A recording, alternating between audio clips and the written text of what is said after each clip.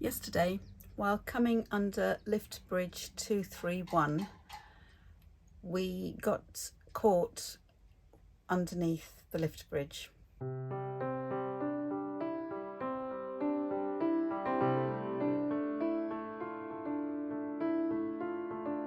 The chimney got damaged.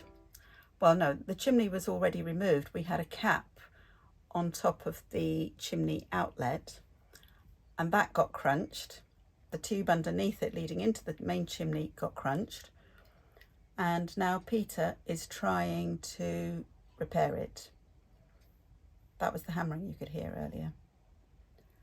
He's spent probably the last half an hour or so trying to do this. I don't know if it's going to come back as it was, but it was really annoying. The lift bridge didn't lift up high enough. I couldn't make it go higher than it did. Peter actually had to come and lift the bridge manually while I was winding it, but the hydraulic mechanism wasn't functioning properly. I must have done over 100 turns, and it said between 20 and 30 turns to get the lift bridge up.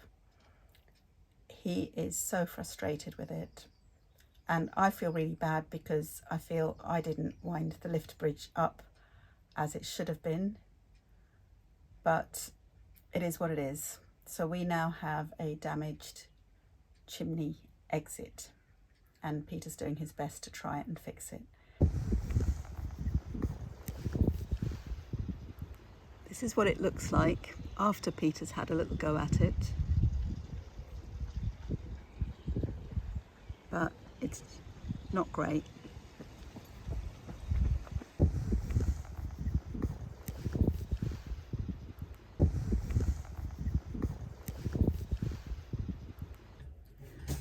For a long time now, we've had a buzzy water pump, and as it turns out, we've decided to replace the accumulator that goes alongside it, which adjusts water pressure, as I understand it.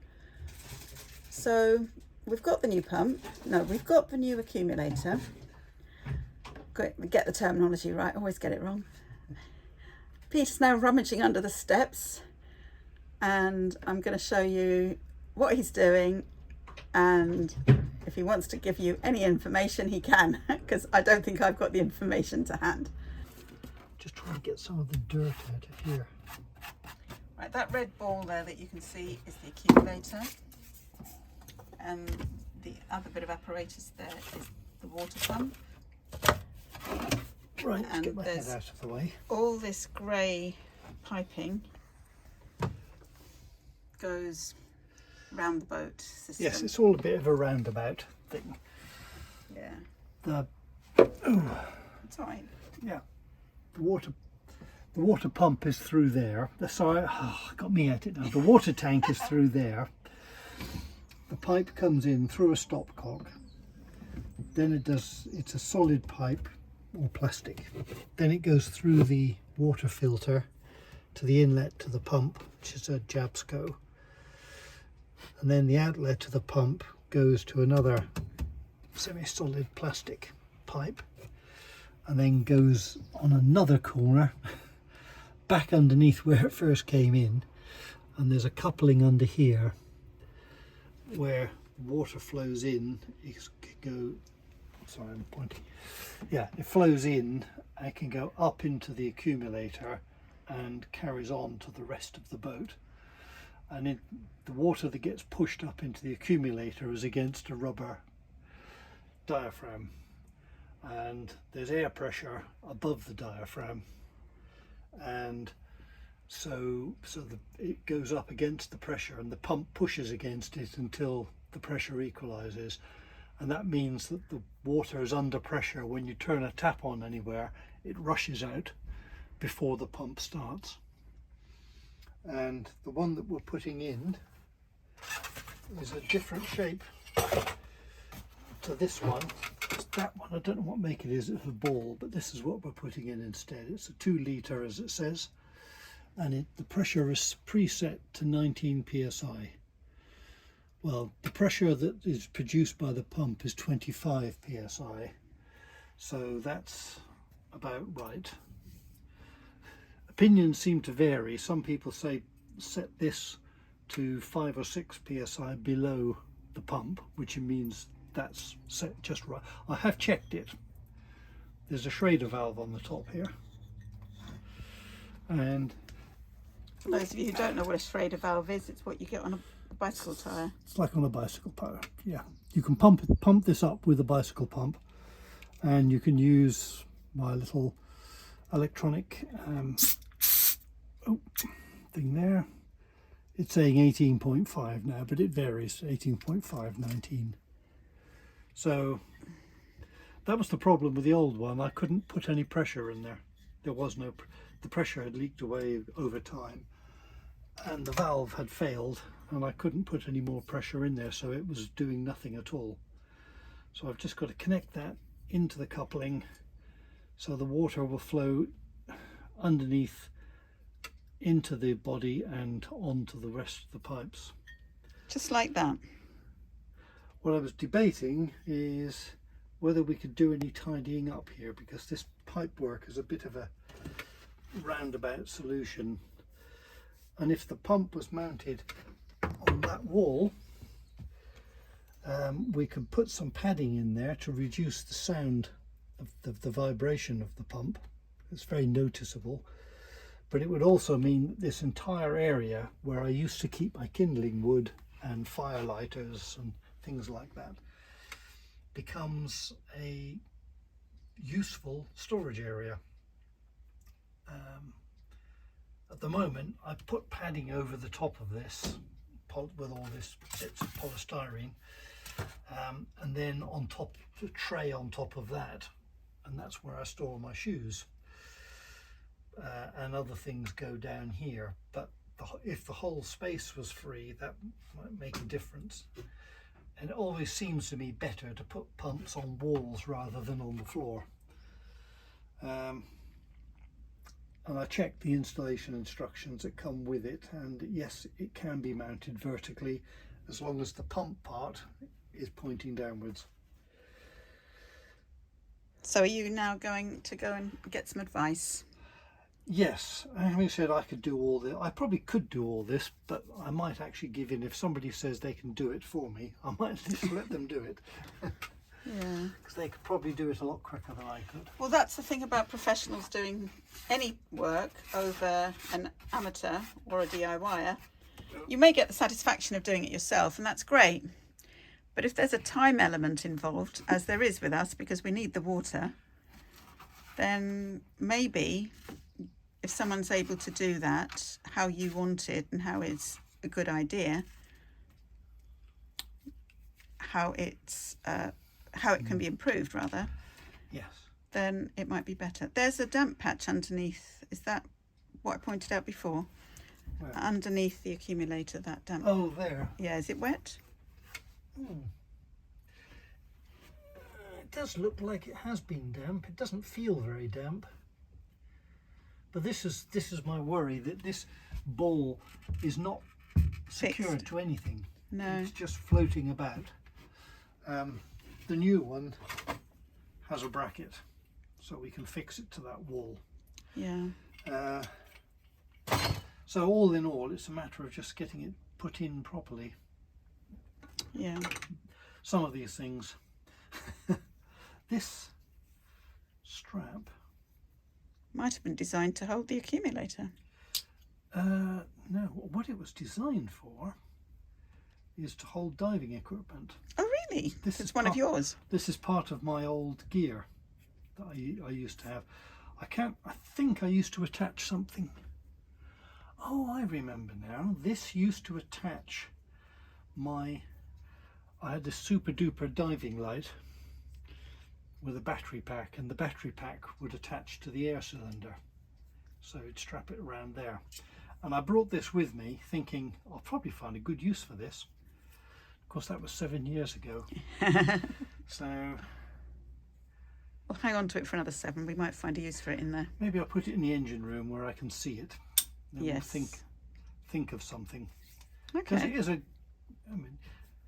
it's designed to be used in water. That's good for a start Yes. on a leaking arrowboat. There's a few other things down there that have not had much use. Okay, so next plan, taking a Right. walk. Yeah, take a walk down. I better get a move on, actually. It's 12 already. Yes. So where Peter is going to get some advice is Tooley's boatyard in Banbury, because that's where we're moored currently. This problem has been ongoing for quite a while. Well, yeah. I don't mean that the accumulator that only arrived last week. I'm talking about the buzzy water pump has been irritating Peter no end for quite a while. And Peter and Shell on their boat experienced the same sort of noises. They've resolved their issues now, I think. We're still dealing with ours. But hopefully the end is in sight. Recently, there have been several issues that have occurred as a result of simply cruising. The term plain sailing or plain cruising isn't really a thing. Not in our experience anyway. So in recent weeks, as we were cruising up from Jericho to Banbury, we encountered some bushes that had very leafy fronds in front of it, but hidden within was something really solid branch, and that knocked the navigation light out. So by the time we got through, we had no navigation light on the right hand side. Well, knocked it off. Yes. It knocked it off completely, yeah. All that was left was bare electrics. So that's one issue that Peter had to deal with. On that same day, Peter was navigating the lift bridge that I had spent ages trying to wind up. Over 100 turns he was estimating. And he even got off the boat and started pushing the lift bridge upwards until he couldn't really push it up anymore. But it did need to be pushed up some more because the chimney, which was down and only capped, was still in danger, which we found out once he started moving the boat under the lift bridge. So that was another issue that needed to be resolved. And yeah, I'll show you the evidence of that. There was a third thing as well. What was it? On that, I suppose the third thing, or in fact the first thing was... Sorry. The first thing was that we couldn't moor up where we would have liked to have moored up, which might have avoided all of this, actually. We had to keep going for longer than we wanted to. And that's possibly why these things happened, because timing of passing another boat meant we had to go into the bushes and it knocked the tunnel light off. And because of the when you're tired, you just want to get the job done, don't you? You just want to get to where you want to be. And going through a lift bridge that wasn't fully lifted maybe wasn't the greatest idea. But when you've been trying to lift it for half an hour, was it about half an hour? No. It felt like half an hour to me. I was going mind.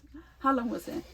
5 minutes, maybe 10 What? minutes. Is that all? 5 to 10 minutes, probably. I'm a wimp. I should have carried on winding. But actually the winding wasn't doing anything. First of all, yes, the problem was I could see that you were really struggling, and the bridge was not either lifting very, very slowly or actually not lifting at all anymore. And I thought we could just squeeze under that. And so I went in, but something touched, well, the boat touched the left-hand side of the bridge structure. Now, I don't know whether I just misjudged it or whether there was some brickwork that was sticking out below the waterline, but it was just enough to move the boat sideways by a couple of inches. And those couple of inches meant that we were then in between the supporting beams of wood underneath the bridge. And it was the supporting beam underneath that caught the chimney. Yes. The chimney cap. So Very frustrating. if we'd gone in straight, we would have just squeezed under there, because the chimney there was no chimney on there. The chimney opening had a cap on it, and that was wiped out along with what was underneath. And going into the bushes to lose the navigation light, what started that was because there's a sunken boat at the moorings there, and it's at a bit of an angle, so the bow part is not up against the bank, and so I swung across into the bushes, and it's a thing that happens quite a lot. People cut back the branches, and then over the years new leaves grow, but what you can't see is there's a cut off branch maybe an inch thick, lurking in amongst the leaves, and it was that branch that scraped down the side and just neatly lopped the navigation light clean off. Yeah. So, Was there a third thing that day? don't remember. Maybe it was just the difficulty of finding a mooring spot. Well, it was, yeah, we've been lucky with getting moorings in Oxford, and then our luck ran out on that day. So the place we were aiming for, which was the Aristotle Lane moorings, as often there was a room for us, but only if boats shuffled along a bit, because there were gaps between boats, and there just wasn't one that was big enough for us to get into, so we carried on. Yeah. Okay, so Peter's on the way out. I'm going to edit this video because this will be my video for this week.